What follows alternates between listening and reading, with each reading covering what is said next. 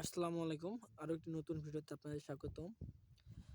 আজকে আমরা এমন একটা জিনিস দেখাতে নিয়ে এসেছি আমি আপনাদেরকে। আ এইটা বিশেষ করে এর আগে প্রচুর পরিমাণে হতো। এখন শুধু নদীর ধারেই দেখা যায়। এখন অন্য কোথাও দেখা যায় না। তো আপনাদের সামনে একটু আপনাদেরকে একটু আমিও দেখাই। জিনিসটা কি? আ এই যে এইটা কিন্তু চুলে যদি লাগিয়ে দেয়া যায় কারো বা ভেড়া, আড়ল মানে এ সকল জাতীয় মানে লোম যাদের গায়ে আছে তাদের গায়ে কিন্তু এগুলো এর আগে প্রচুর দেখা যাইতো। তো এগুলো এখন প্রায় বিলুপ্তির মুখে।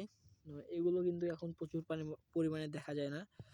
এগুলো শুধু নদীর ধারের দিকেই দেখা যায়। এর আগে কিন্তু আমরাও আ যেখানে সেখানে রাস্তার ধারে দেখেছি কিন্তু এখন দেখা যায় না। আমি একটু আপনাদেরকে দেখাই। এটা এভাবে যদি কারো চুলে মানে বেশ কিছুদিন থাকে, এই যে চুলে যদি এভাবে বেশ কিছুদিন থাকে তাহলে এখান থেকে জীবাণু সৃষ্টি হবে। তো এই যে এভাবে চুলে কিন্তু কি আটকেই থাকে।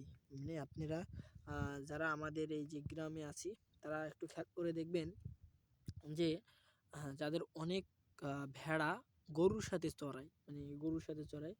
আমি একটু আপনাদের ওই যে দূরে গরু চড়াচ্ছে, আ দূরে গরু চড়াচ্ছে না? এরকম গরুর সাথে গরুর সাথে দেখবেন ভেড়া বা আড়ল চড়ায়। তো ওর গায়ে বিশেষ করে এই ফলটা দেখতে পাবেন। এইটা কিন্তু মানে কোনো জায়গায় টাচ করা মানে দিয়া মাত্রেই আমি একটু দেখাই, এই যে দিয়া মাত্রেই বাস ও দাঁড়ায় যাবে। দাঁড়ানোর পরে মানে আপনি যত লড়ালড়ি করবেন এ তত পাকাপাকি করবে। মানে এ মানে জোর পাকিয়ে থাকবে। মানে অবস্থা এমন করে দেবে তখন এই চুলটা আমাকে কাটা লাগবে।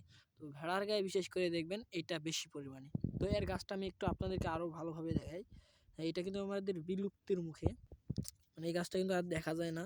এর আগে প্রচুর পরিমাণে দেখা যেত। এই যে শুধু নদীর ধারের দিকেই আমি এই গাছটা দেখছি আজকে অনেকদিন পরে।